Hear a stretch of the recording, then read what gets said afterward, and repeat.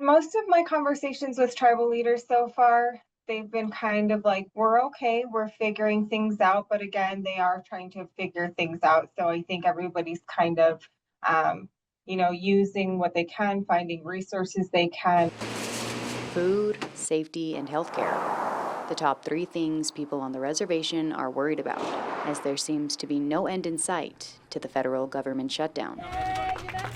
There was some relief when Governor Michelle Lujan Grisham announced the state would help families with food assistance.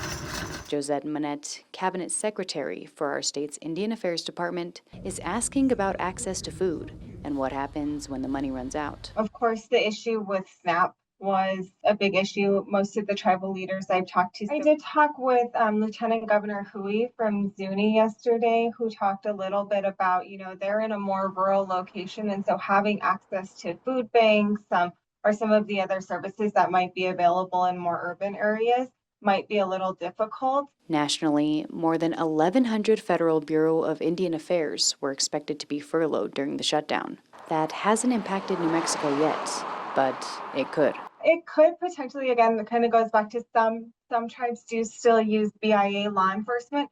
Some tribes have, again, 638 of their law enforcement, so they have their own tribal police. Some have a mix.